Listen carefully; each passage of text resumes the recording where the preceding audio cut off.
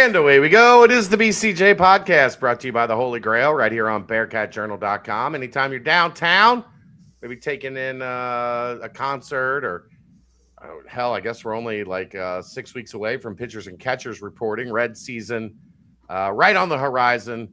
Make sure you stop by and see our good friends at the Holy Grail.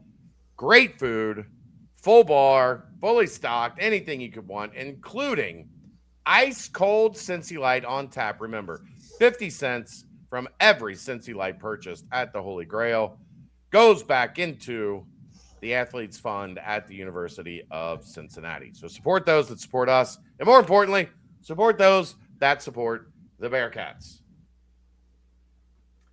All right, Dave. Good evening. How was the holidays? How was New Year's? Everything good?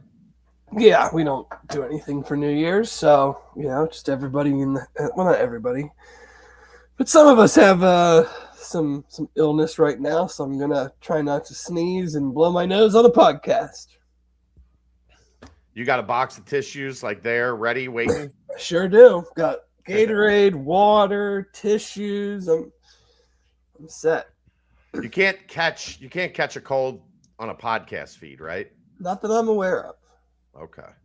I'm pretty sure. I got a call yesterday. Kelly's mom was not feeling well, so Kelly's sister called me. Hey, I can't get a hold of my mom. She's not feeling well. Go make sure she's alive, basically.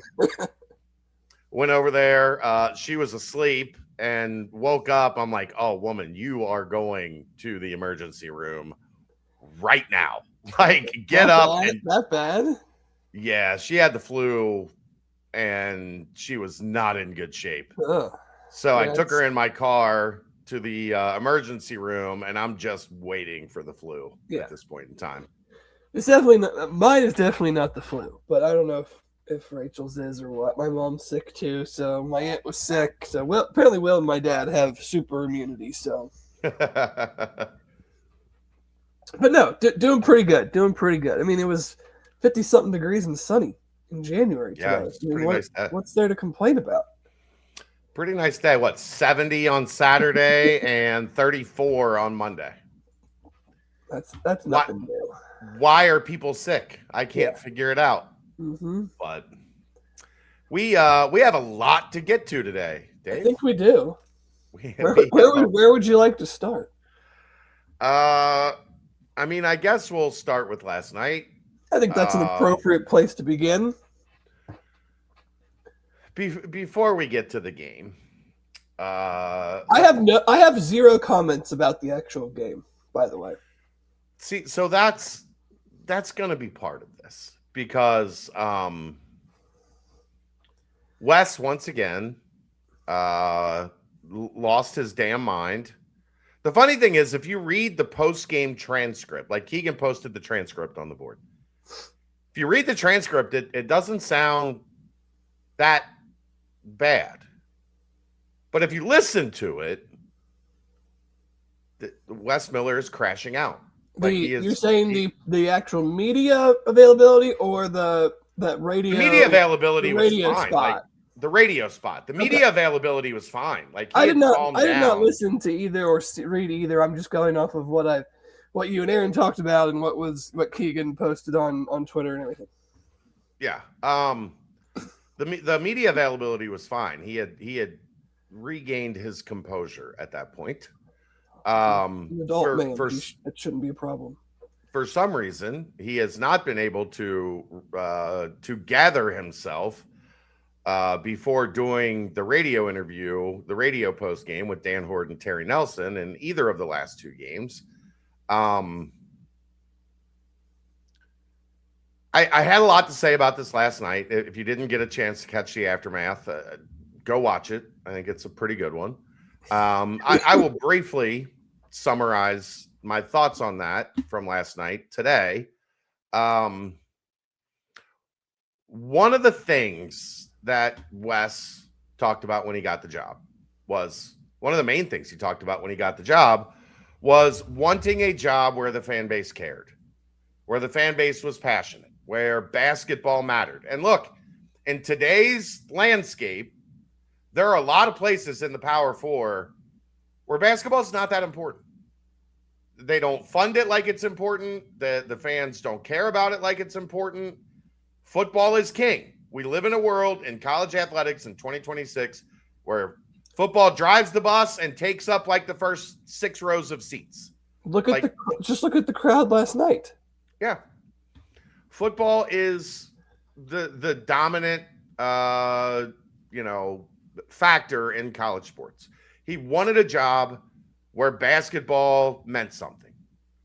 And that, you have to realize, goes both ways.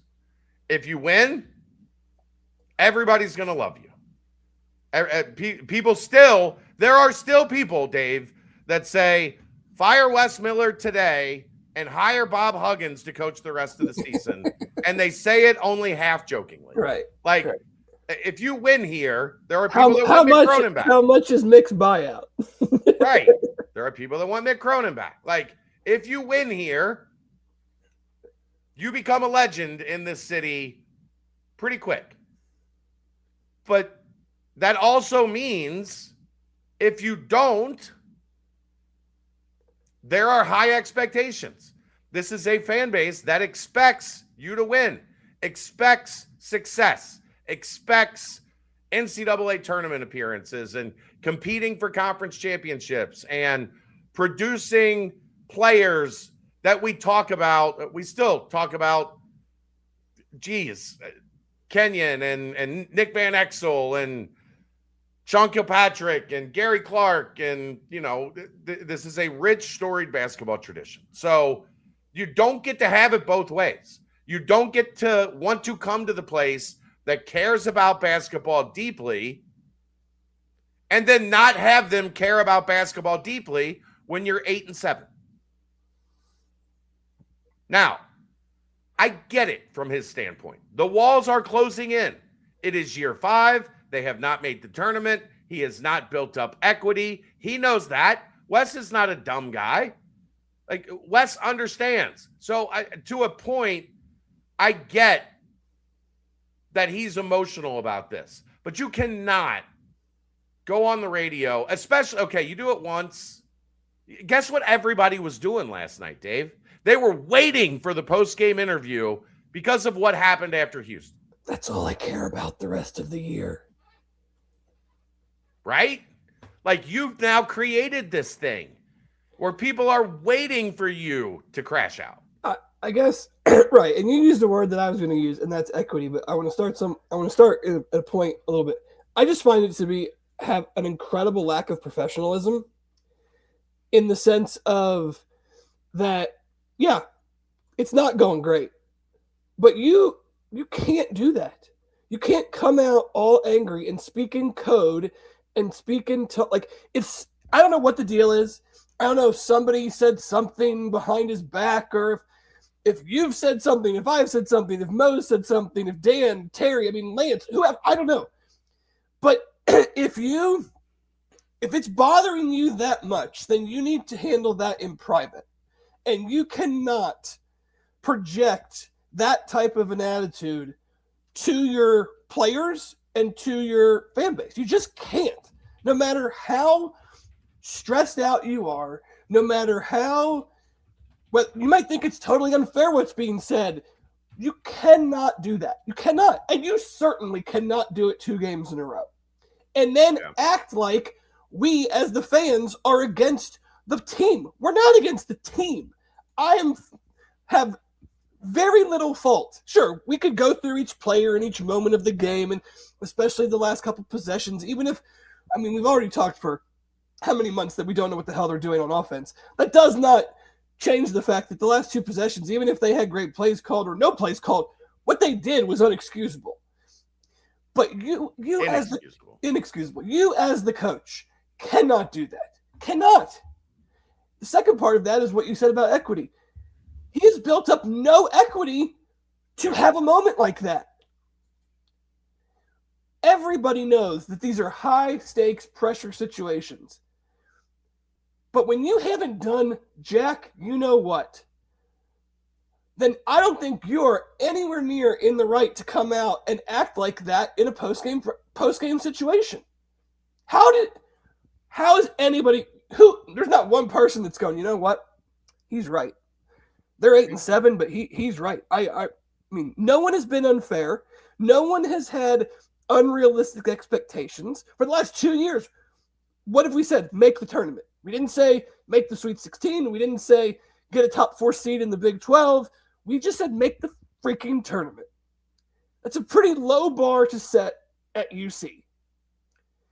So to not even be able to do that, to essentially build the roster the way he wanted to build it 2 years in a row, polar opposites. And, I mean, they're worse than – we joked last year, this team's worse than they were 2 years ago. Well, now they're worse than they were last year. So you've got to do it your way 2 years in a row, and the results are getting worse. It's galling to me that then he comes out after the games and talks that way to Dan, to Terry, and to the fan base. No one is quitting on them. They're quitting on you, man, because you're making it really, really easy for us to just go, you know what? Enough. You're acting like a petulant child. Enough. Let's start this thing over. Yeah, that's the weird thing is I haven't seen anybody really turn on the players. Like I think there was some frustration early in the season because it felt like at times the effort wasn't all the way there. But like if you go back to since the start of the second half against Clemson, I have had no issue with the effort of this team. Like I can't really think of one period, like one stretch where I've been like, they look flat. They don't look like yeah, they played bad. They do maddening basketball things, but it's not like dudes are taking terrible shots, walking back on defense. The other team's running up. You know, it's a layup line, fast breaks and stuff. So, no, I totally agree. I don't see anybody out there dumping on the players. I don't see anybody. Like last year, they crushed Dan Skillings, the fan base. Yeah. Last year, they like that last year, they came after the chemistry and the cohesion of the team and the effort of the team. Snapchat Dan or TikTok Dan. And yeah, like I don't see like, and trust me, I'm online a lot more than I want to be when it comes to all this stuff. Like I would love to disconnect and not spend all day today going through everything that's being said online. That's the other thing is like that. This is a guy that it's hypocrisy. He's just being a hypocrite. Like I don't pay attention to social media. And then yesterday, one of the main things he says is, I hear it. I hear all of it. Everything. I hear everything. Which one is it? Do you hear it or are you not paying attention to it? So it can't be both. Do you live under a rock like Luke Fickell? Luke Fickell, who said he lived under a rock and then used to tell me he enjoyed laying in bed at 10 o'clock at night, scrolling through my Twitter timeline back in the days when I would argue with people incessantly. I'm just like, we got to talk about it. Oh, I mean, Will had wrestling practice last night until 7:15, 7:30. I listened to the game on the way home. We ate dinner. We had the game on. I watched, but like, I'm not here for this. Like, bad basketball is bad basketball, but this is kind of verging on something a little bit different than that, where, you can't sit there and flame me as a fan and try to blame us when we're not doing the thing that you are making up in your head, and then come out like we went to the Houston game. We went to the bathroom after the game, and by the time we got to the car, he had already had his rant with Dan and Terry. Like, that's never happened where the post game thing, like in all the years, Bob, Mick, Andy Kennedy for 1 year, John Brannon, like, it's never happened. I don't know what his ulterior motive is, what his goal is in doing that. Like, does it? I mean, I know what he's trying to do. He's trying to like insulate his team to like in his mind. In his mind, that's what he's trying to do. It's us against the world. Like we gotta close ranks. Then give short, curt, frank answers about the game. Dan asked a question. We just didn't play good enough tonight, Dan. I don't know what else to tell you. Why not? I don't know. We just didn't make enough shots. I mean, just make shit up. Bob used to do that all the time. I don't know, guys. We just aren't very good at shooting. I don't know. I don't know. We're just not very good at basketball team. We're 26-1, but we're just not very good. Like, just do that. Not a very good basketball team. No, that would be so much better because guess what? No one would say a boo about it. No one would think twice about it. It's a coach. Yeah. He's out there after the game. I've said this so many times on these shows, is I don't take a lot from post-game interviews, press conferences, because the game has just ended. Like, there's a lot of emotion. So why are you feeding the fire by like voluntarily jumping into the fray and saying stuff like that? Yeah, like it doesn't. Would people still be pissed off about? I mean, and maybe he's a genius, Dave. We're not talking about the game. We're not talking about the fact. I had a lot. Is that you have to then be able to turn the corner on that. Does anyone honestly think that that's in the realm of possibility? No. I mean, they scored 3 points in the last almost 8 minutes combined of the last two games. 3 points. Like, I had all kinds of stuff I wanted to talk about in terms of that, such as in those 8 minutes, it's almost 9 minutes because it extended to 4:46. It was 3:52. It was 3:52 against Houston and 4:46 against West Virginia. Yeah. So almost 9 minutes of game time. They've shot 2 free throws. They missed them both, but they've shot 2 free throws in 9 minutes in close game situations where you need points and you're trying to get a win. They can't get to the free throw line. They tried to get downhill. They turned it over. They tried to run offense and take late shot clock shots. They didn't get a single good shot, late shot clock, in any of those situations. They turned it over, four times against West Virginia, or 4 times against Houston in that stretch. Another 3 times against West Virginia in that stretch. The times they didn't turn it over, they didn't get good looks. They couldn't get to the free throw line. Like, just dreadful offense. But none of that matters because we're talking about Wes crashing out. Like, I always made fun of that. That's a teenage term. That's a Gen Alpha term right now. He crashed out. Like, no, he didn't. That's not a crash out. Well, no, Wes is crashing out. Like, live on radio in front of our eyes. He's coming out and sitting there in front of a microphone and losing his mind. And there's no discernible benefit from it. What are we gaining by him doing that? I don't understand it. No, that's the thing, is like sometimes you're speaking to Nick Saban used to do it all the time. He'd speak to his players through the media. He wasn't yelling at the media. He was yelling at his players and using the media as his mouthpiece. But I don't feel this is it, because he's deliberately, like, without saying who he's talking about, he's not saying that it's like doesn't feel like a message is trying to be sent to the players through the things he's saying. It gets lost in the sauce. Like, and he's not being there's no, it's all in code, right? Is he talking to somebody that's on the radio crew? Is he talking to us? That's the part that bothers me the most, is like, just be an adult and go have a conversation with whoever. Someone is bothering him. Yeah, clearly. Have a conversation with that person. It does not, the fan base or anybody else does not need to know what that is about. Yeah. And this is the dumb part for me. Like, I do this to talk basketball, to talk football, not to talk about post-game press conferences or post-game radio interviews. Like, it's unnecessary. And it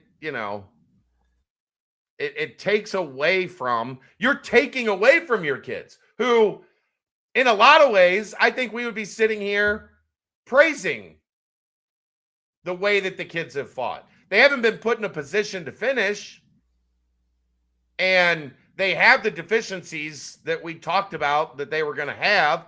Guess what? Jizzle James is Jizzle James. It's starting to be, last 2 games has been a lot of dribble James. Yeah. Sometimes, you are what the back of your baseball card says you are.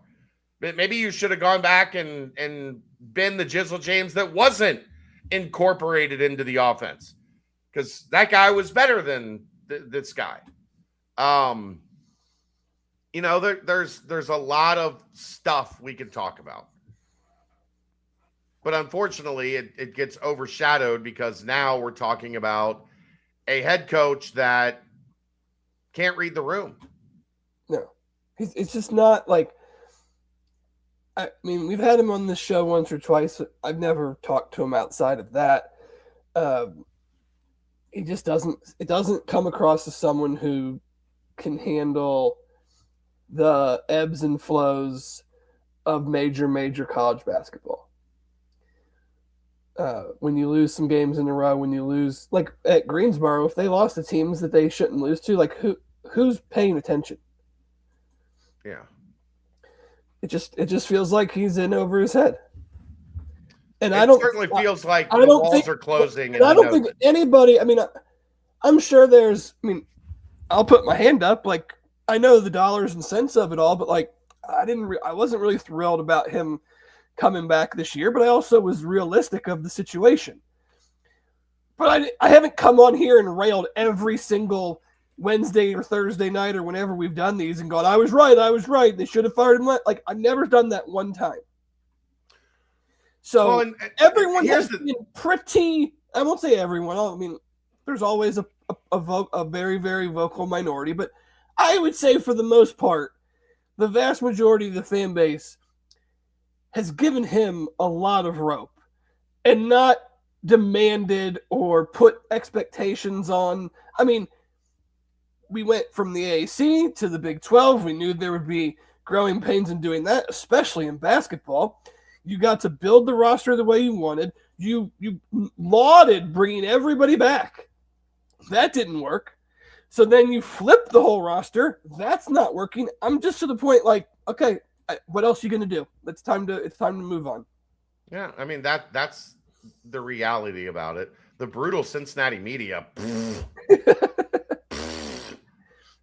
This place is easy. I think there's a difference, though, between – I think people get a little twisted in good questions and confrontational questions. Confrontational questions in press settings don't do any good because the coach or whoever you're bringing confrontational to is just going to put up a wall, and you're not going to get any solid information from that. I think people have said that to you all the time. Why don't you ask the hard questions? Because I want answers. If you ask I take the hard questions and then I word them confrontationally, you're not going to get anything. You're going to get into a pissing match that doesn't serve any purpose. Yeah. Sarcasm's hard to read on the internet. I'm sorry. But no, that's sarcasm from Z-Fly, but that is a thing that's out there. Oh, the Cincinnati media is too soft on all these coaches. No, they're not. They ask good pointed questions because they want to get answers. If I ask a question that is confrontational, the coach has no reason to give me a good answer because he feels like he's being attacked. Dave, we have a major upset. Did they win? Cincinnati 71, number 11, Iowa State 63. Congratulations. Best win in the basketball offices in the last how many years? Congratulations to Katrina Merriweather and the Lady Bearcats, the sisterhood, as they take down number 11 Iowa State, who was 14-1 coming into this game. 14-1. Now, Ben, it wasn't exact. This is also why you want to get up by like 10 or 11 instead of 5. They missed some free throws. They turned it over a couple times. But guess what? They had enough of a lead. They did enough they maintained the lead, and they got across the finish line with a win. It wasn't always pretty, but it doesn't have to be pretty. All you have to do is have one more point than the other team on the scoreboard when the clock hits 0. Doesn't have to be pretty. No, you've been in the last 2 games on the men's side. You're up 10 with 17 minutes to go. You got outscored 37-20. You were up 5 with how many minutes to go last night? 4 minutes, 46 seconds. Yeah. Mustafa Cham with a dunk on a pass from Baba Miller. Bearcats go up 5, and then they don't score again until there's 3 seconds or whatever seconds left in the game. 1.9 seconds left in the game. I think it's 3 seconds, and then Jizzle or Baba blocked the pass. They ran off a second and a half, whatever. Yeah. If the fans were out on the team, I don't think it would have been sold out against Houston. Like, Houston's good and whatever, but like, if you're that upset, you're not going to the game. 2:00, pretty nice weather, Saturday afternoon, and the place was full. It was loud. They were behind the players, and they did the same thing they've done how many times, man? Like, yeah. It has not. That's my thing. It has not mattered who's on the team. This is a 5-year issue. The end of games have been a disaster. There's one constant. So,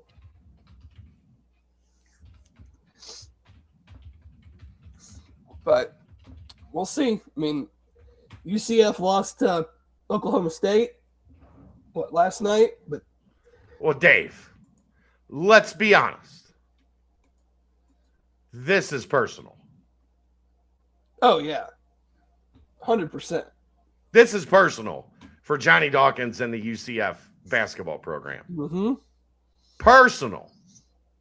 Deeply, deeply personal for UCF tomorrow night. Or that Sunday night, Sunday evening, whatever.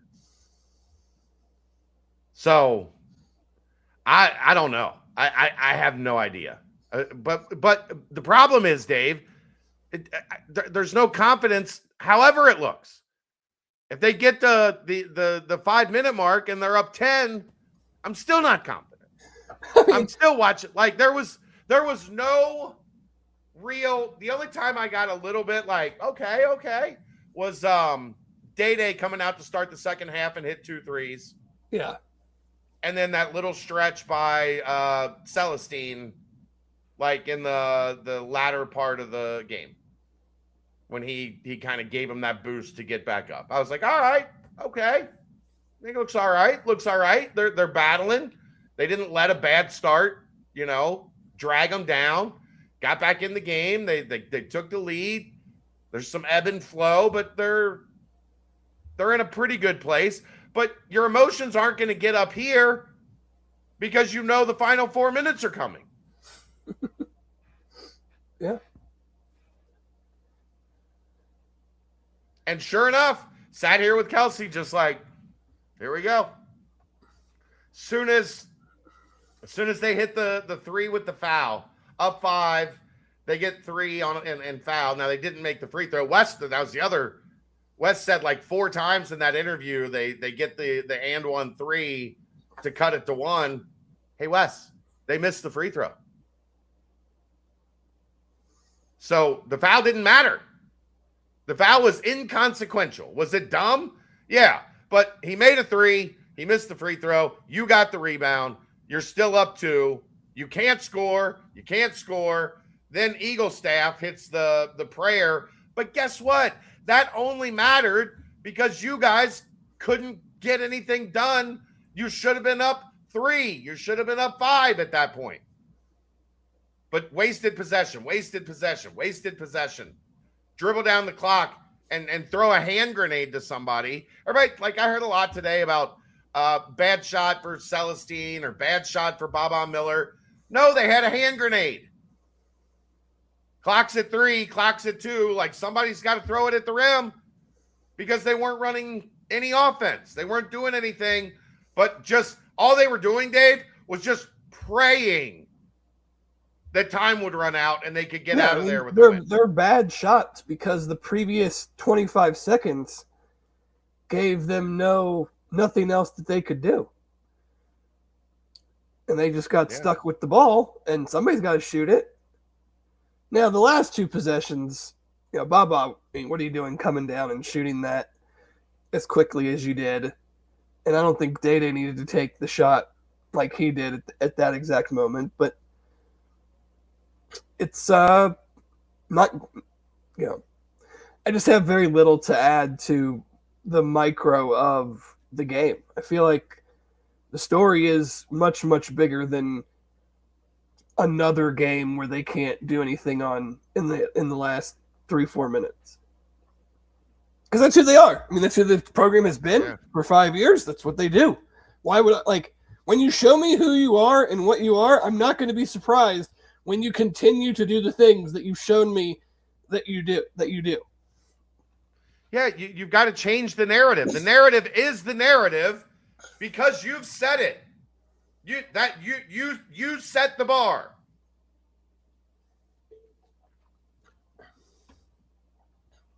The bar's not very high right now, Dave. No, and there's still how many more games? Not very high right now. How many more aftermaths you got to do? There are 16 more regular season games and a Big 12 tournament game. 17 more games. Can we opt out of the tournament? The conference tournament, no. That's unfortunate. That means there's 9 more weeks of these. and then the conference tournament. So 10 more weeks. 2.5 months of doing this. Shirts up 12 at BCU tonight. UC women pull up the upset. We were already there, D. I had the stat broadcast up. I didn't want to jinx them. Knowing how things have gone around here lately, I wasn't about to be like, they're up 8 with 1.5 minutes left and then have to come back and go, guys, I'm sorry. They lost. Bearcats fan 65. I am not the basketball person to say what changes would you make to this team to turn it around. That is not my specialty. I would just maybe say run an offense. They try. They're just not very good. It's not very effective. Like I think what was it? It was Tarleton State. I talked about every action was like overguarded. Yeah. Like it was like they mapped it out. Like okay, when they do this, you go stand here and this guy is going to run there and you be there waiting for him when he gets there. Yeah. It's bad. It's bad offense. That's not surprising to anybody. And Arizona's going to be woo-hoo. I think Iowa State might be worse. No, Arizona's going to whack them. I think Iowa State. I'm not saying Arizona's not going to whack them. I think Iowa State might be worse. I don't think either of them are going to be good. They haven't scored over 65 in a month, except for the Xavier game. Yeah. So. It's ugly, bro. Yeah. It is ugly all around. You got anything else basketball? Absolutely not. Do we think Wes shows up to the coaches show tomorrow? Yeah, he has to. It is in his contract. Contractually obligated. Although we could get the sick. A lot of people are sick right now. No, the old Wes is out recruiting. Wes is out recruiting. Chad Dollar filling in. Yeah. Guys, again, Bearcat 65, fan 65. I know. I don't know that you've been here I'm not going to do this every show. We just don't do it until there's a reason to do it in general. Yeah, but I mean, I don't mind talking about it. But what are the chances Wes gets fired? What do you think about this guy as the next head coach? I think the chances are. I mean, if things continue the way they're going, I think the chances are pretty good. Yeah, very high. I think Josh Schertz would be a very much a name to track heavily. No, you're all right. I'm just explaining. You haven't been here. I've had to explain it every show. You haven't been here, so I'm explaining it to you. And then hopefully by like 2 or 3 weeks from now, I won't have to keep explaining it again. I don't want this show to become, is Wes going to get fired? Who's the next coach? Like, we have 10 more of these to do before we even get to that point. Which is Mike Krzyzewski? Is that who you want as the next coach? Yeah, is that reasonable? Definitely. I'm sure he's probably, it makes sense, right? Like it's a Dean Smith disciple that's here now. Exactly. So Coach K could come in and show everybody how it was done. Would Danny Hurley come for the love of the Bengals? Danny did say, I won't tell you what he said. I think he's frustrated. We were joking recently. I think Danny is frustrated with the current state of college basketball, to say the least. To say the least. I think outside of the, and they might even be, I was going to say outside of the 4 teams in the college football semifinals, I think everybody is frustrated with the current state of college athletics. It's fair. Very fair. Very, very fair. It's there's not a great answer. There's not a lot really to dig into because we have 17 more games to go minimum. I think it's going to probably be minimum. No, we'll get back to talking about the on-court stuff when that is the thing that demands the attention. Right now, Wes has taken the air. He has made what he has said and the way he's acted. He's made that the story. So we'll talk about that. Yeah, I mean, like I said, maybe it was by design. Maybe it didn't work good enough the first time, so he had to do it again. Yeah. So maybe he thought the beatings will continue until morale increases. Maybe he thought it worked Saturday. Well, they still lost. Yeah, but people were talking about that, right? They weren't talking about the team. They were talking about Wes in his post game. Maybe he's like, "Hey, that worked. That was only a 7. Let's go to like an 8.5. Let's see where that gets us." I need to tell Cincy Baller 23, your son will be greatly disappointed. Severely disappointed. I mean, how old? How old's your youngest, Cincy Baller? Because here's the Chad scale. My brain works like a 5-year-old most of the time. So the younger, the more that we're like on the same 8 years old. Oh yeah, we get along great. He's smarter than you. Yeah, like he might actually be intellectually. He might have already passed me. Thrifty hippopotamus. Whatever happened to the movement? It's turned into a bowel movement. About the bowel movement. Hashtag the bowel movement. If Mick was the coach of this team, what would be the record? Better than 8-7.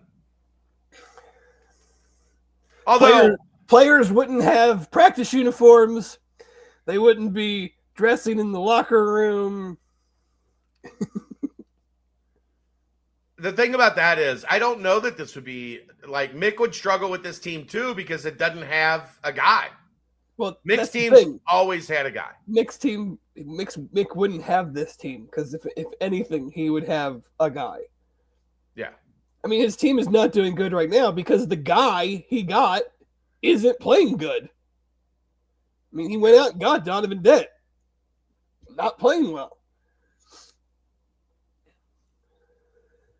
Maybe they'll relieve Mick of his duties and give him, what is it, 17, $18 million to go away.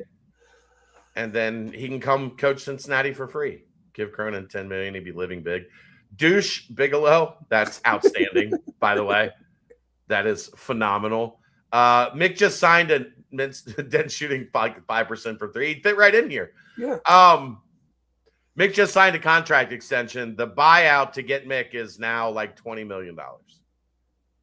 So that ain't happening unless the folks in Westwood get real sick of him real quick. Last year it felt like the offense created shots. We just couldn't shoot. Now it feels like we're not running offense. Am I missing something? No, this is the same. You're misremembering last year, Christopher, because remember, the offense was so bad at times, and now this year's offense has been worse, but the offense was so bad at times last year that it literally just turned into give it to Jizzle or Day-Day, let them dribble around and try to generate a pull-up 18-footer. I mean, honestly, it's been the same thing since Landers and DeJulius. They were just better shooters. They took the same shots. They did the same stuff. Yeah. I mean, Landers going to get his in terms of number of attempts. Well, yeah. He's going to get his. He was Kyle Washington. I didn't transfer here to pass. Oh, give him $10 million to build a roster and they wouldn't be 8-7. That's fair. I was in the American. That's the difference. No, Landers did that in the ACC. Like Landers was a bucket getter at Vatek when he wasn't dealing with Penny Hardaway, the bucket getter. Speaking of that, is this Penny's last year? Probably.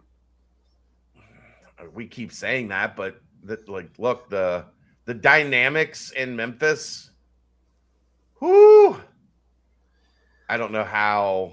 I mean, they stink, and they keep just giving him so much money, and the best players keep transferring. That's the other thing. Yeah.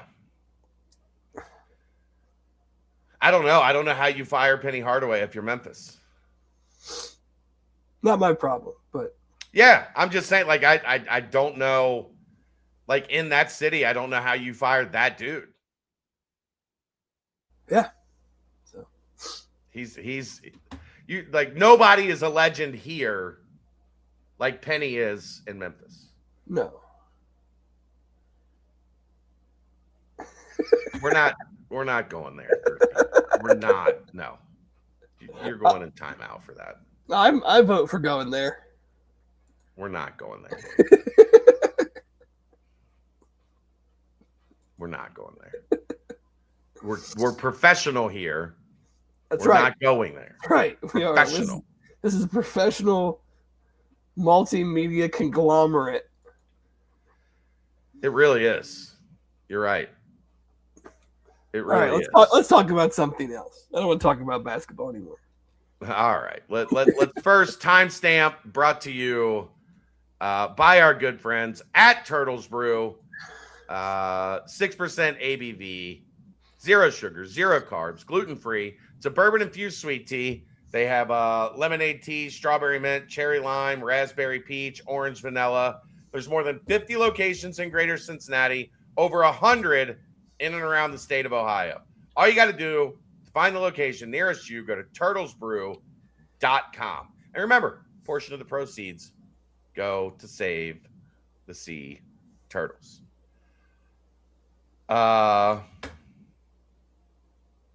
Let's get into the portal, I guess. I don't think we need to talk about anything that happened in Memphis on January 2nd. I did a whole podcast about it. I don't need to say another word. Yeah, I did too. So I don't need to say another word either. We can forget it ever happened. Most people that have heard me before already know my feelings about exhibition ball games. Yeah. Especially against the Service Academy in today's day and age when you're at a severe disadvantage playing an Army or a Navy in the transfer portal era. Let's go to the transfer portal. Dave, you want to – do we just – We're going to the portal. Do you want to just start at quarterback? Why not? All right. J.C. French, Georgia Southern. All-time leading passer at Georgia Southern, 2-year starter. We talked about it some last night, Aaron and I, on the nightcap. I think am I out over my skis, over the moon? This guy's going to be a grand slam. Like, no question about it. No. Do I think after watching some tape, if you will. That's loose. Loose, very loose. After talking to some people, both connected to Cincinnati, not connected to Cincinnati, I think there's a decent chance that this works. Rhythm quarterback, good arm, mobility. He's not going to wow you, but I think some of the things that struggled for Cincinnati was that Sorsby was in and out of rhythm. And when he was in rhythm, he was outstanding. Well worth all the hype and all the praise he's getting. When he got out of rhythm in a game, he very, very rarely got it back. And teams were able to get him out of rhythm. We had 2 games in the 60s. I think having somewhat, and I hate saying this because people take it with such a negative connotation. I think there's a game manager element to French that I think could be really effective in Scott Satterfield's offense. Get a 6-7 yard completion on first or second down. Move the chains on third down. Move the chains a little bit with your leg. Like, I think there are a lot of elements to his game that I think could fit really well in the way that Cincinnati wants to play offense. So do I think it's like the home run of all home runs? And we're gonna talk for a long time about how Cincinnati found a diamond in the rough. No, but I think there's a fit that is possible that I will be watching when he gets here in the spring for spring ball, when we get to higher ground in the summer. Like, there's stuff that I'm going to be watching that, if I'm satisfied with, will make me think this can work with J.C. French at quarterback. I agree. I think, I've watched what I can. I always take it with a little bit of a grain of salt, just because if you're watching the packaged highlights on YouTube of the ESPN Plus game, and they've got 15 minutes of highlights, how many incompletions are you seeing? How many bad plays are you seeing? You have no context to what is going on. You have no idea if certain players are injured, or it's an incomplete story. And I don't fault fans for this, because they're fans. We don't get all the information. But it's very hard then for me to have objective conversations about a player when I don't know everything. Like, I see, Twitter is whatever, but you see, like, I don't think he has a great arm. We'll start there. He's got average size, average arm strength. But if you're basing his whole game on the deep ball, just stop. How many air yard plays? I mean, I can think of Sorsby hitting Caleb Goody against Iowa State. That was a real significant air yards throw. How many times a game do we get that? You might take a shot here and there, but sure, that is so far, how far a guy can throw the ball is so far down on my list of things when I'm looking at if they're a good quarterback or not.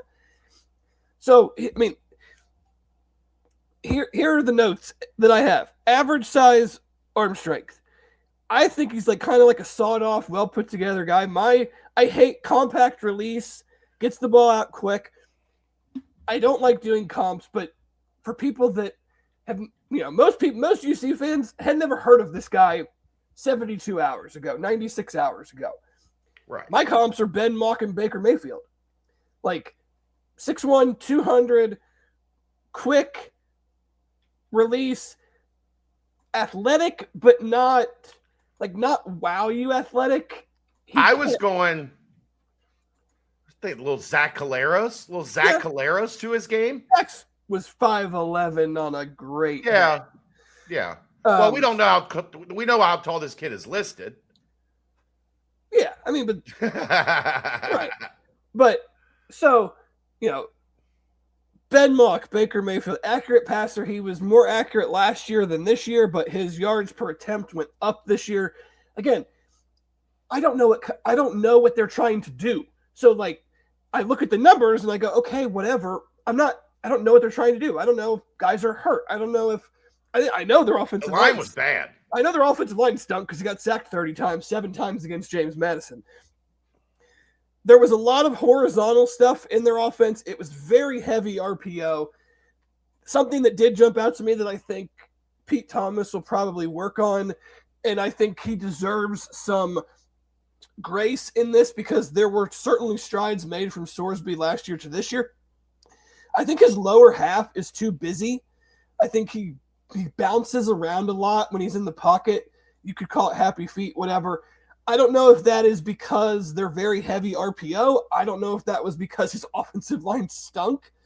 Like I said, very capable runner, not super athletic, but plenty of plays where they're running him on RPOs, plenty of plays where he's making guys miss. He's just not going to wow you with open field speed, but he can run.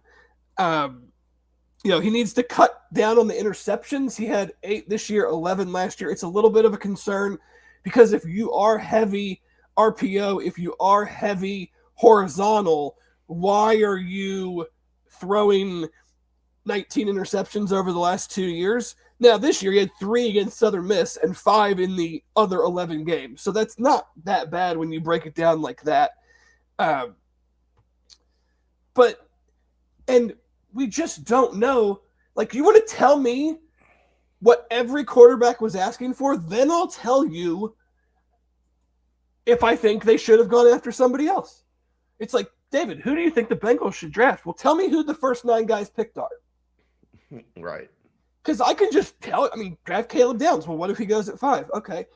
It doesn't do me a ton of good. And then I don't think, and again, I'm not saying fans should do this, but I do this because people come on here to hear what I have to say about a player. I have to look at it from the coach's standpoint too. Scott Satterfield is going into year 4. He knows that he has backslid significantly the last 2 years. He knows that they have said 3-5-7. So that means to most people that you cannot then backslide for a 3rd year in a row. Yeah, better get to at least 7, 8. If you're that coach, would you have a freshman be your quarterback? And I don't say this to be mean or anything, but if Samaj Jones was that good, they wouldn't bring in a transfer quarterback. He would have full confidence to let him take over going into next season. He clearly wants a veteran quarterback who's been a team captain, who has thrown for a ton of yards, who has seen a bunch of defenses. It is so much more than just putting on YouTube and going, oh, he throws a terrible deep ball. How does he read defenses? How is he checking out of plays? If we give him a call when he comes to visit and we say we run this play, he can go, oh yeah, this is what we called it at Georgia Southern. It's so much deeper than that. Do I think he's great? No, I don't think he's great. Because if he was great, he'd be commanding more money than I think UC should be paying a quarterback, given what they need on defense and what I feel like their budget is to fill out a roster. But is he the worst quarterback ever? Absolutely not. You cannot throw for almost 6,000 yards in a pretty good conference. I mean, one of the teams that was in the Sun Belt went to the college football playoff. So there is some variance. There are degrees to this, and I just think a lot of fans, or maybe not even a lot of fans, some fans, they see a name that they've never really heard of. They do a little bit of Twitter digging, and then it's automatic. This is the worst thing ever. It's way more nuanced than that. I think with it, and he had a really good running back and a really good receiver this year. But watching the tape, the running back is not a game breaker. The offensive line was not good. Like, how much does he benefit from what should be potentially, again, one of the better offensive lines in the country, let alone the Big 12? Yeah. How much does he benefit from some running backs that can turn, 20-yard runs into 60-yard runs? It just or turn a 2-yard loss into a 3-yard gain. Right. Yeah. So, I'm not gonna go out on some limb and say that this is because he's not an upgrade, but I don't think it's because Brendan Sorsby was one of the best quarterbacks in college football last year. Like, you look at every number: yards per attempt, completion percentage, lack of turnovers, big time throws, turnover worthy plays. He was very good for the most part. But this is not some end all be all disaster play. And if you ask me what I want, look at the quarterbacks that are kind of that next tier down. Tell me the guys that are so appreciably better without knowing what they're asking. That's the part that I can't get over is they shouldn't have taken this guy. Okay, well, who should they have taken? Nobody ever wants to say that. This guy stinks. Why does he stink? Nobody ever wants to give any sort of analysis of it. It's just, I don't like him. He's no good. He can't throw the ball far. Here, I put some names up on the board about 20 minutes before we knew that they were, I had no idea, and he was on my list. Ethan Grunkemeyer went to Virginia Tech. Aiden Childs, who I actually kind of like, but I know a lot of people don't like, Northwestern. Bo Pribula, still out there visiting Washington. Michael Van Buren on his third school at USF. Austin Novosad, highly recruited but hasn't played. He hasn't signed with anybody. Amari Odom, Kennesaw State, hasn't signed with anybody. Marcus Stokes, West Florida University, hasn't signed with anybody. And then Braden Atkinson Mercer hasn't signed with anybody. Visited Notre Dame for, I don't know why, like you weren't beating out CJ Carr. And now he's visiting Syracuse, who apparently had interest in J.C. French along with Baylor and Georgia Tech and Iowa State before Iowa State took Jalen Raynor from Arkansas State. Like, you want to pay $3-4 million for DJ Lagway? You want to get the Sam Levitt sweepstakes? He's got Dylan Raiola. Where's Dylan Raiola? Like, these guys probably could have got Dylan Raiola for yeah, and you would have had an average of 3 air yards per play. The guy barely threw it past the line of scrimmage. But like, this is kind of like the second wave of free agency. If you haven't gotten what you've wanted at this point, that's what I was going to get to. This is like the second wave of NFL free agency. If you have gone on visits and you haven't gotten what you've wanted, guess what? The market is telling you what they think of you. Well, there's also this, Dave. They couldn't miss again. No. Kienholz was their number one. They were willing to do the Sorsby thing to even less. Like, Sorsby at least started like 6 or 7 games. Kienholz didn't. I don't know if he threw 6 or 7 passes in his career. It was like 11. I got it, but I kind of to my point earlier. Like, you're going to roll into a make or break season with a dude that's never thrown the ball, really, in a game that matters? Yeah. My big thing is, Dave, they couldn't. You could not swing and miss again. Because then, like, if they were going to play the Pribula and Raiola and like these guys that are kind of bouncing around and haven't found a landing spot yet, and then you miss, now we're today, and they're trying to line up a visit with a quarterback that hasn't found a home yet. Sam Levitt's in Knoxville right now on his 4th visit. It feels like he's just being leveraged against a whole bunch of other quarterbacks. Yeah. So, look, I get it. It wasn't one of the big splashy names.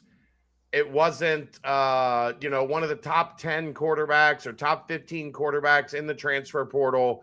So it's going to bring, especially with this fan base, where this fan base is right now. Guess who else wasn't in the top 15 quarterbacks in the transfer portal? Brendan Sorsby. You can't, like, they could have gone and gotten one of the top 15 quarterbacks in the portal. And then what were you going to do on defense? Yeah. And I like what they've done, especially in the defensive secondary. Like, I think they've done a really good job finding guys that I think I don't think they're done yet either. No, they're definitely not done yet. But I mean, I think initially, like, you have to go out early, right? You have to go out early in that first wave and say, we have a couple guys that we really like that we need to get for our secondary. And I think they've done that. I think they've certainly made it. I mean, I've started to chart some of this stuff. They're certainly going. We'll see when it all shakes out. I mean, there's some other players that are still out there that I feel like they're trying to get that will even boost this up even more. Size has certainly been the priority. Yeah. I mean, the shortest guy that they're entertaining is Jacob Finley from Northern Illinois, who visited recently. He's 5'11". I mean, you got 6 foot, 6'2", 6'3". They're certainly trying to get bigger on the back end without sacrificing, obviously speed. You can't be big and slow and play corner safety. But I just, Matt and Z-Flag kind of hit on something. I posted it on the board when you're talking about big people and defensive linemen and stuff. It's gonna be I'm not saying this to make an excuse. The issue going into the offseason is going to be the issue again next year. There's just not enough big people available. Yeah. A program like UC has to recruit and develop their defensive and offensive linemen. And that doesn't even mean that you're going to be able to keep them. But, I mean, I posted this, and I'll read it for anybody who might have missed it because we have a million transfer thread goings and a ton of posts. And this is offensive linemen, defensive linemen, and edge players. So we know UC doesn't really need offensive linemen, so take this number down even more. Top 100 players in the portal, according to 24/7, there's 29 of those guys. Top 150, there's 40, and top 200, there's 60. Okay, so 60 out of the top 200 are offensive linemen, defensive linemen, or edges. Let's chop off 25, say, or offensive linemen. That's 35 out of the top 200 are defensive linemen or edges. Now, some of those guys are really good or projected to be really good, and they're going to get paid really well. So those guys probably aren't coming here because they need more. They can't spend that on a player. They need to build out a whole defense. So, they're going to add some guys, but I'm not anticipating some wow type dudes. It's going to be very similar to last year, and you're going to have to coach them up. And I have questions and concerns there. The development just hasn't really been there. But if a guy has a ton of production and he's transferring, he's probably going to Texas Tech or LSU or Ohio State. It's just the way it goes. So you have to do it on the high school side of things. And they just haven't been able to do it. So to me, that was the worry coming in, and it's going to be the worry going out when we get to wherever they hold fall practice. I like a lot of the pieces that they've added, but I'm still going to be worried about D-line, regardless of how it ends up. Yeah. Should I drop the little nugget that I dropped on the board last night, Dave? I don't know. What nugget did you drop on the board last night? I do? Uh-huh. I cannot, and I'm not in a position yet to get into where I think, or because I don't know exactly yet where the defensive coordinator search is headed. But from talking to people, I get the sense that they will be moving away from the 3-3-5. So for all the people out there, I am not one of them. I think there are very successful 3-3-5 defenses. There are very successful 4-3 defenses. There are very successful 3-4 defenses. There are very successful 4-2-5 defenses. But I do think as they are, and look, I will say this. I loved the play to go after Tyson Bite. It didn't work out. We've talked about many of the reasons why we feel it didn't work out. Mainly because I didn't think they were aggressive enough in how they called the defense. And was that personnel? Did they not feel comfortable with what they had at corner and safety to be aggressive because they didn't think that would hold up? We found out what they decided to do didn't hold up because they were just giving teams free release. And when you give teams free release at this level, especially with the way the teams pass in the Big 12, they're going to take it. They're going to say, thank you very much. We like that 8 yards. We will take that 8 yards. And then on the next play, we're going to take another 7. And then on the next play, we're going to take another 10. That didn't work. But the idea of going after the guy that was like the number 2 guy on the top defense in the conference for a decade, I thought that was right. Scott Satterfield was saying, I'm not familiar with this league. I'm going to go get a guy that I have a connection to and that I have great respect for, that has worked with the defensive unit that year over year was the most successful in this conference for a decade. I thought it was a great swing, but it didn't work. And now I think they're going to try to go do something else. Do we have any visits scheduled? Yes, Randy, BearcatJournal.com. We are not going to talk about that stuff here. That stuff, there has to be a value in BearcatJournal.com. We can't give all of the stuff away here on the podcast. Recruiting stuff, transfer portal stuff, most of that information will be kept on the message board. So BearcatJournal.com, there are portal threads that are open. 50% off right now, if I'm not mistaken. Yes, 50% off right now through, I think, next Monday. But that information is all being tracked. I am posting nightly. The names that I'm hearing are going to be visiting, and you can track that on the board. I am also posting names that I feel confident that Cincinnati has done well on the visit, and they're in a good position. So far, I'm batting 1,000. But look, it's the portal. I'm going to get one wrong. Like there's going to be one I feel good about, and then something's going to change, and information changes fast in the transfer. That's why anytime I post something, I haven't done it every single time, but it's subject. This person's subject to change. Yeah, they're saying they're visiting, subject to change. But yes, we have visits scheduled. We are talking about them daily at BCJ.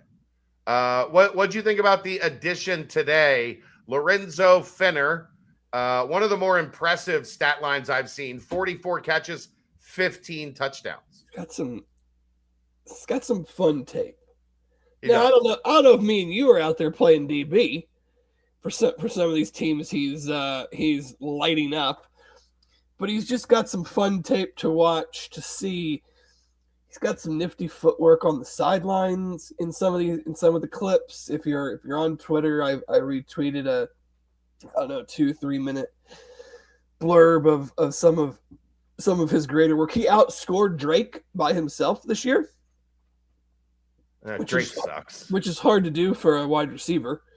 Yeah. Oh, the football team. I thought you meant the guy from Canada. Why would I? What? I thought you meant like he played one-on-one with Drake and he outscored him. Oh, you asked me about the football player. I'm kidding, Dave. It's a Drake joke. Drake sucks. I don't listen to that music, so I wouldn't know what you're talking about. But yeah, he took a visit to Baylor. He had a visit scheduled to Syracuse. I don't know 100% if he technically had his Missouri visit confirmed, but they were interested as well. We'll see where they go.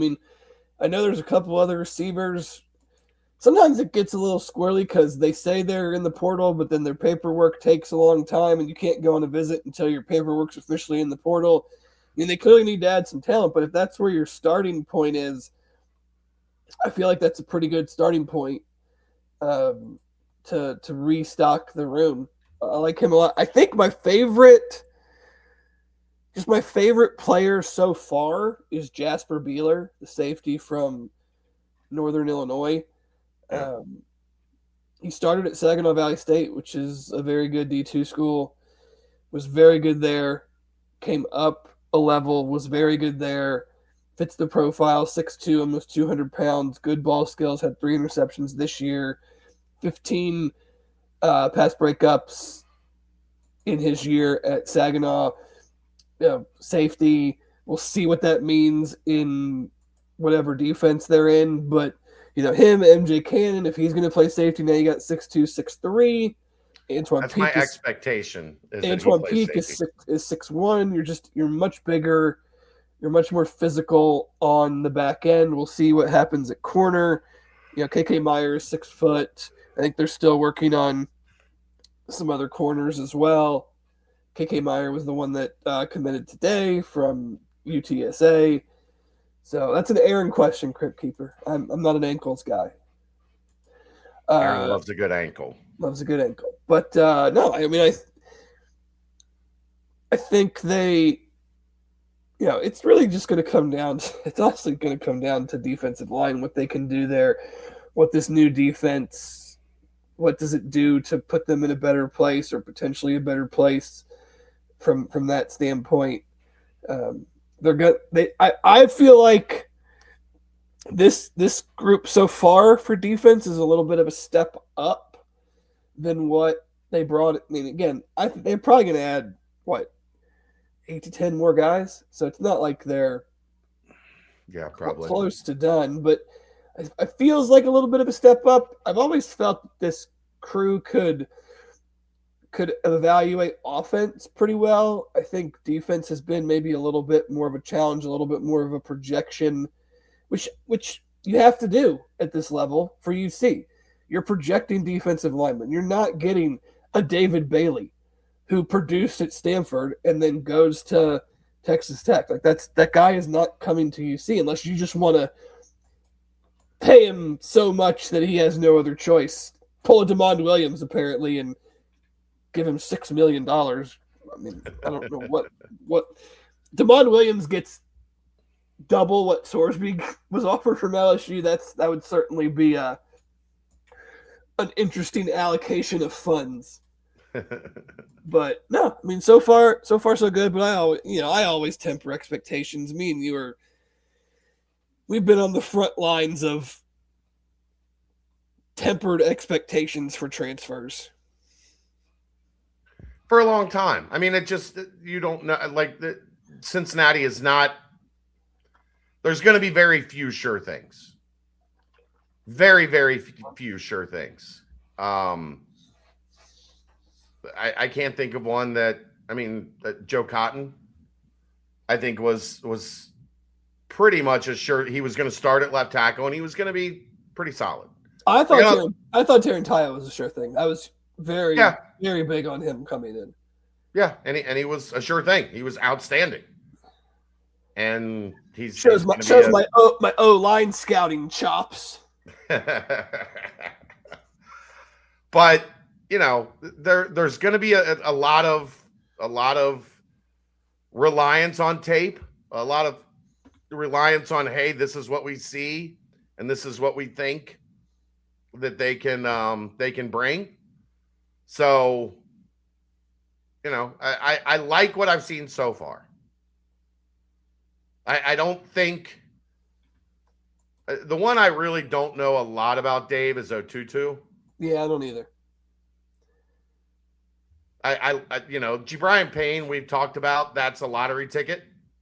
He hasn't played a whole lot. No. He's dealt with some injuries. And then when he was healthy, he was behind one of the best 1-2 running back punches in the country since Cadillac Williams and Ronnie Brown. They were just phenomenal. I would say that Jeremiah Love and Payne were Price were the best backfield in the country. Yeah. So you don't know what you've got with him, but I really like Cole Tabb in terms of what they want to do with that type of back. He's young. He was highly recruited. He put up great numbers in high school. He was highly recruited. He played, right away. He produced. he's got an interesting body type because he's a power runner, but he's not Corey Kiner, Mike Warren. Like, he's 200 pounds. He's not 5'8", 225. He's 5'8", 200. But he is a one cut between the tackles, can bounce it outside, not going to kill you with pure speed. But if you have Manny and Zion, then he fits in perfectly with those two guys. Yeah. I think Zion runs with more power than – I was surprised with what he was able to do on limited carries inside between the tackles this year. He ran with more power than I expected. I'm a big Zion fan. He did not get knocked back on those inside runs like you would figure a slight freshman that would happen to. I think the big concern with Zion is he got hurt the couple That's times that he got his chance. That's why you bring in a couple more guys. Yeah. I mean, you're going to be a running team. You can't just give the ball to two guys over a 12-game season. And I think Manny definitely put himself in the mix. Manny's a great receiver out of the backfield. That is maybe my number one thing that I want this offense to take a big step in next year is getting the ball to him on the perimeter in the passing game. I think he reads blocks really well. I think he does a good job of catching the ball while still having a little bit of an eye downfield to see where he needs to go. Just think about all the times they've run screen passes to him that have turned into huge plays. And if you want to talk about tape, JC French looks like a guy that has had considerable success, throwing some of that stuff out on the perimeter. Everything I watched, I was like, man, they just pressed this. They pressed the sideline so hard. Yeah. At the line of scrimmage, even behind almost, frankly, probably too much. But again, I don't know if that's because he can't, I don't know why. But that's just what their offense was. I mean, there's plenty of stuff downfield too, but they did run a lot of stuff horizontally at the line of scrimmage to wide receivers and backs. And it looked like he threw a pretty good, pretty consistent ball. Yeah, he's got a good volley, catchable ball, accurate. I mean, he set the school record in 2024 with 60, what did I have? 65.6%. That was 28th best in the country. Yeah. I mean, his yards per attempt were under 7, which was 89th. But so you better be pretty accurate if you're not really pressing the ball down the field at time. Manny makes me think of a good third down back. That's because of his pass catching, I think. I think that role will expand. Yeah, I think so too. I think so too. Sad has not been a first down, second down, third down guy as much as he's been a series to series. Yeah. Much more of a series to series. This guy gets the first two series. This guy gets the next one. It's been much more of that. So, but I like the running back room. We love the offensive line. I think they're still going to love the offensive line if they can figure out right tackle. Yeah, but I mean it's one spot. Look, Dave, they had a bad right tackle, and they still made it work pretty well. He was a lot better this year than last year, but yes, he was not good either year. But you have a total unknown. That's my only thing is you just don't know. Yeah, I'm just saying they've played through a pretty rough situation at right tackle. Douche Bigelow says Cardwell's the man, and that's why I trust him to. I mean, he really has. He's evaluated well, and he's developed. And I don't think that can be overlooked. I mean, it's one thing to bring in good talent, evaluate good players. It's another thing to develop them and to develop. I was very big on Evan coming in just because I knew him from Wayne. One of my best friends is the D-line coach at Springboro. They would play each other. I was very familiar with him. I had a lot of expectations for him. I'm not sure I had All-American expectations. So, his first year on the field. It's him, obviously, because you can't do that without you being that kind of guy. But it's also coaching as well. And I think Nick has done a great job developing this line, and I think they're excited about the guys that have the opportunity to now fill in those spots. They just got to do it. I would strongly disagree, Douche Bigelow. we've never had O-lines like we've had the past 2 seasons. Those 2008, 2009, even some of the Butch O-lines were pretty damn good. Well, yeah, they had multiple players drafted off those lines. Parker, Ehringer, Jason, even lines going back, Jason Fabini's line. Yeah. UC's had really good offensive linemen for a while now. Luke's offensive lines never got there. They were okay. I've been on tape delay. That's the worst, Jared. You got to just, at some point in time, sometimes you just got to like bite the bullet and just jump ahead. Skip ahead and then go back and listen. And then go back. Yeah. Sometimes you gotta bite the bullet. But yeah, I mean, No, you're right. The lines under Luke and Tuberville, Luke's lines were okay, especially the line with Morgan James. That group was pretty good. The later line, like the 21 line, was obviously 20 was solid.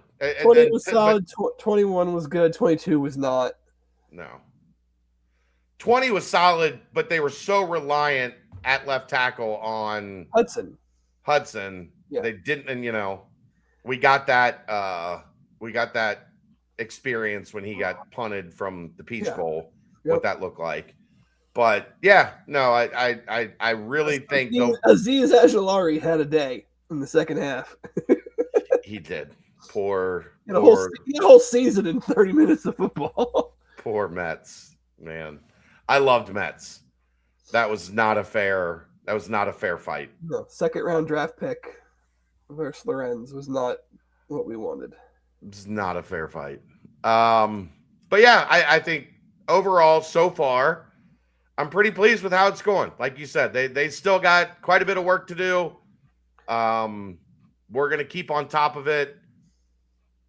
We will we'll see how this second wave goes, because it feels like we're about at the end of the first wave. It feels like. Well, you still have the players from the Final Four teams. Yeah, I don't.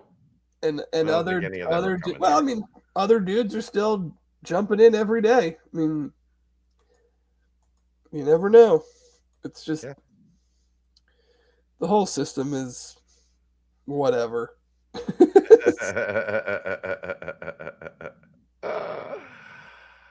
Oh boy.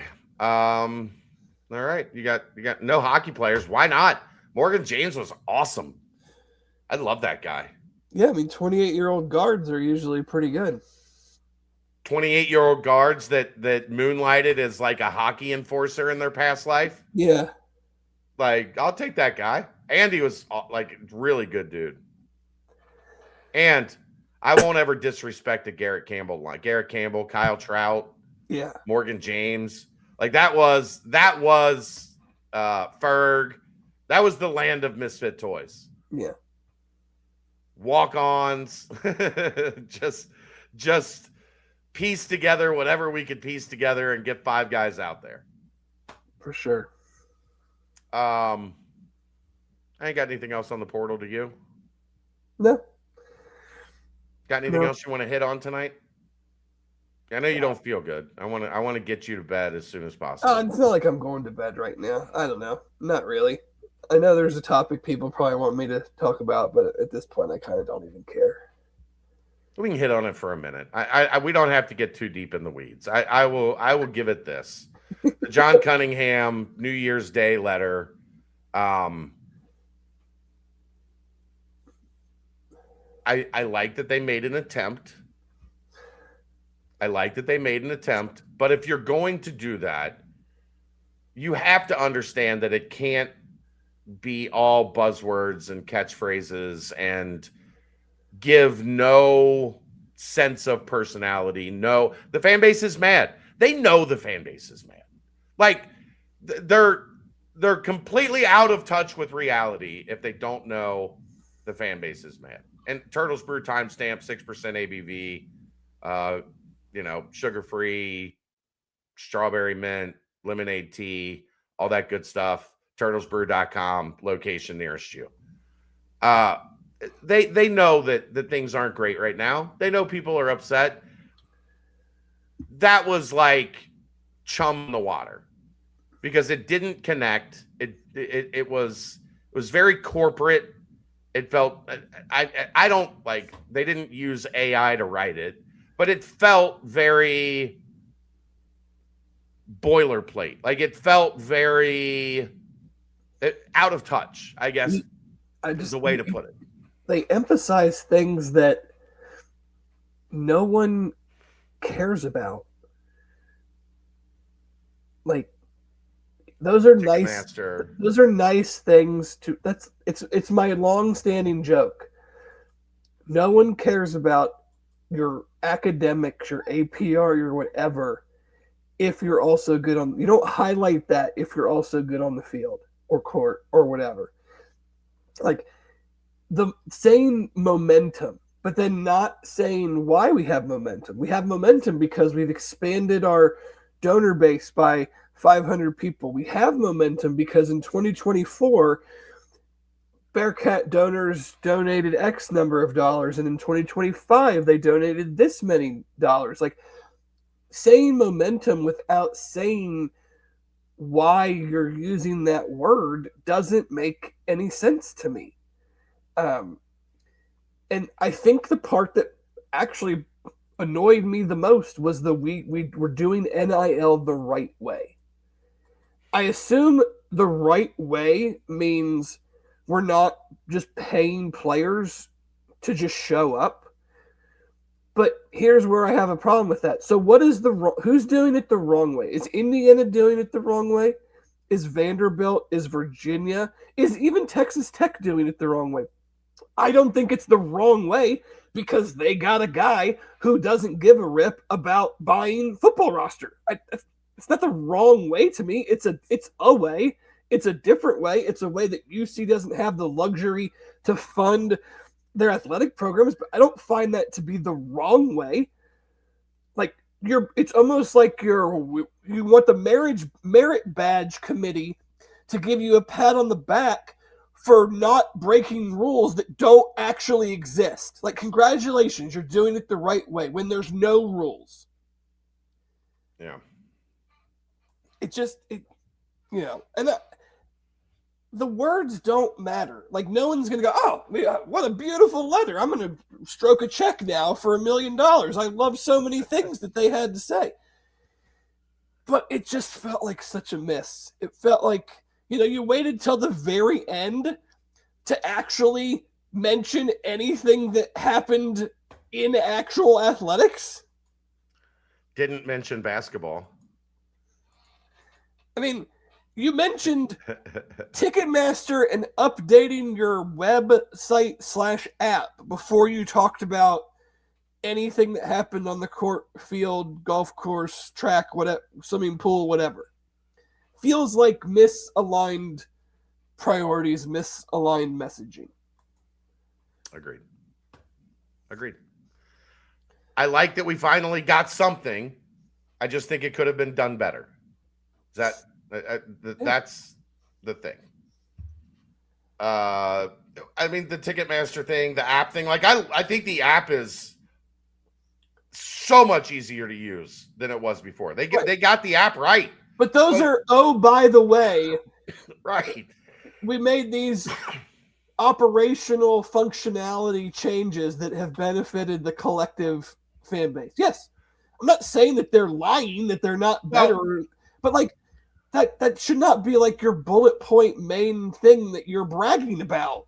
Isn't this their acknowledgement the wrong way, but their acknowledgement of we don't have a lot of wins on the field or the court to talk about, but we've done some really good stuff as an athletic department to make things, easier for the fans, to make things better for the fans. Like, you're acknowledging that you haven't won enough, that there's not enough to hang your hat on, that there's not enough success, because if there was, you wouldn't have to talk about those things. We went back to the NCAA tournament for the third time in 4 years under Wes Miller, and Scott Satterfield made his first bowl game as a member of the Big 12, and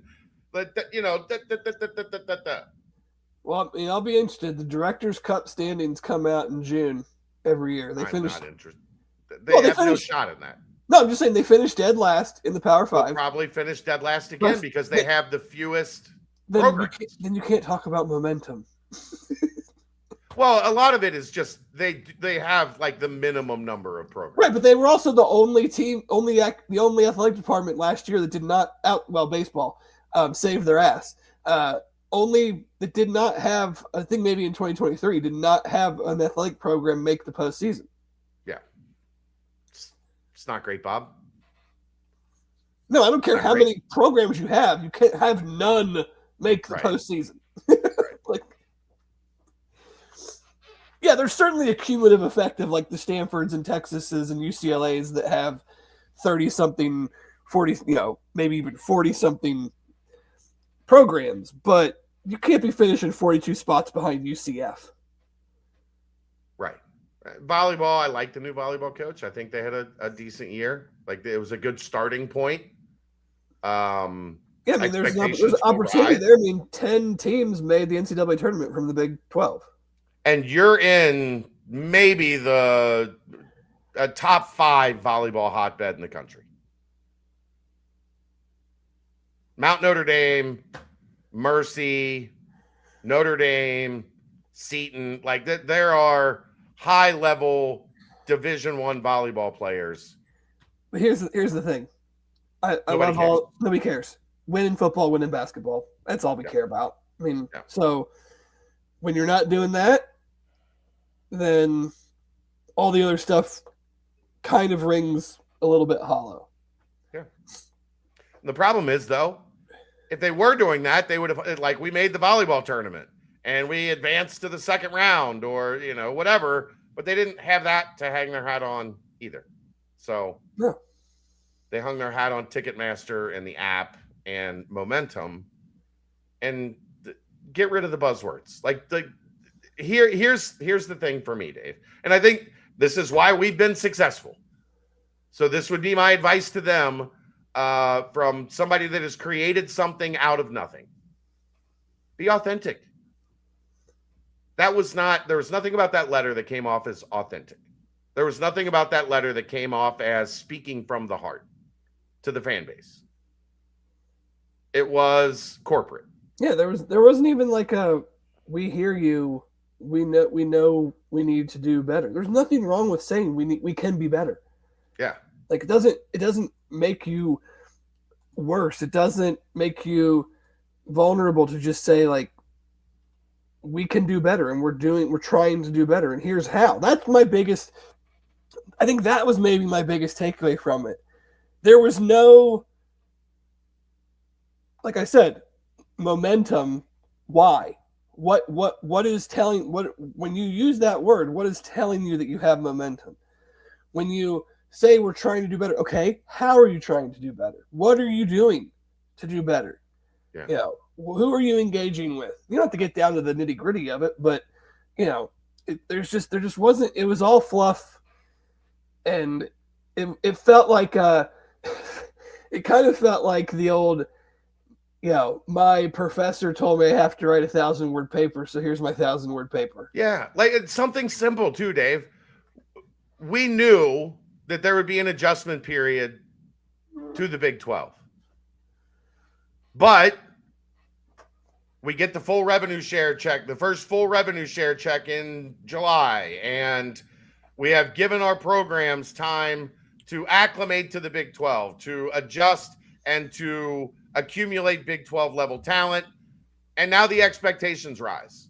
Now, being middle of the pack isn't good enough, or, adjusting to the league and learning whatever you got to learn or whatever. Like, there's ways to put it that say this hasn't been great. We've been making that shift up a level, which is difficult, but we accept the challenge. And we need to take the next step. And we need to go from being, new guys in the league to middle pack in the league to now we need to continue elevating and start competing for championships. I just sold him my letter for a small fee. They could have used that. Yeah. It was very football specific. This was more broad based athletic department as a whole. But yeah, it just kind of fell a little flat. That's all. I mean, it's not a huge deal. I probably made it out to be more of a deal than it was because it just kind of annoyed me. It was like you went to the trouble, but then you just kind of missed the mark completely. So you should have just not even gone to the trouble. You put more you put more spotlight on yourself by you could have just done nothing, and probably would have gone better. Need to have a reporter at the women's game, Chadwick. You go cover the women's game for me. I'll get you a press pass, but it's not a paid position.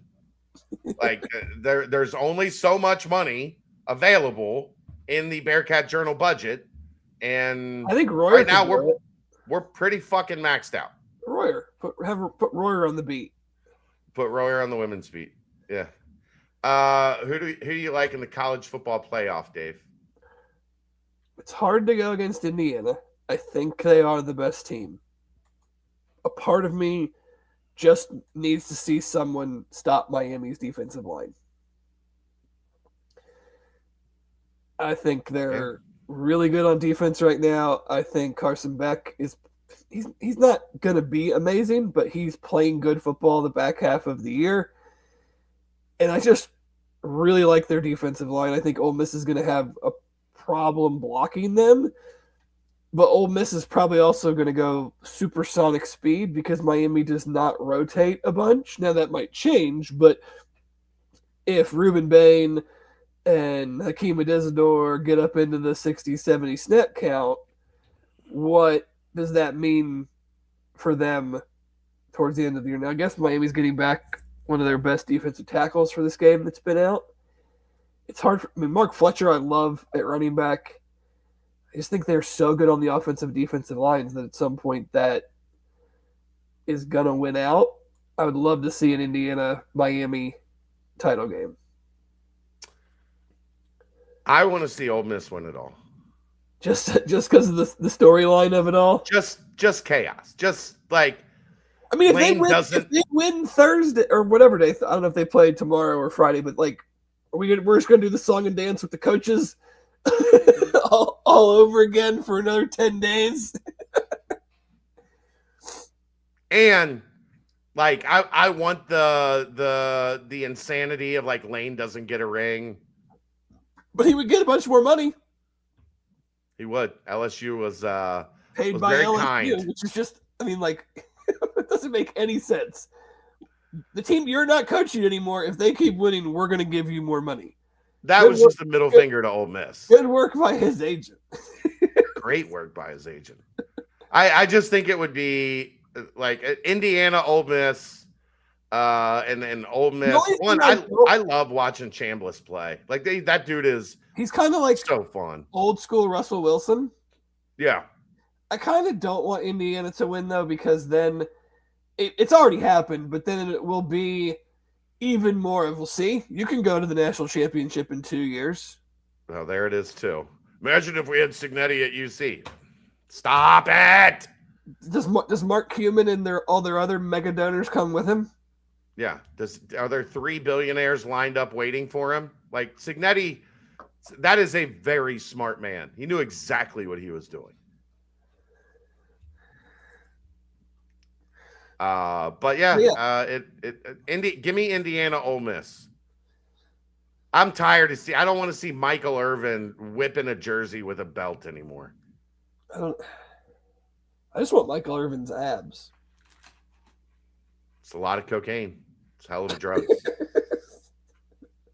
It's got coke abs. Just do lines off of them. I don't know anything about that. Yeah, Indiana fans were huge assholes in 2021. That was a bad fan base at that point in time. It was also maybe the worst stadium experience I've ever been a part of. Oh yeah, they were not like that. You see how rarely they have a full stadium at that point in time. Yeah, like they were not ready for that in any way, shape, or form. But all right, Dave, I hope you feel better, buddy. I'm feeling much better. I'm feeling I should be close to 100% tomorrow, I think. So we've certainly made it through the worst, and it wasn't really that bad to begin with.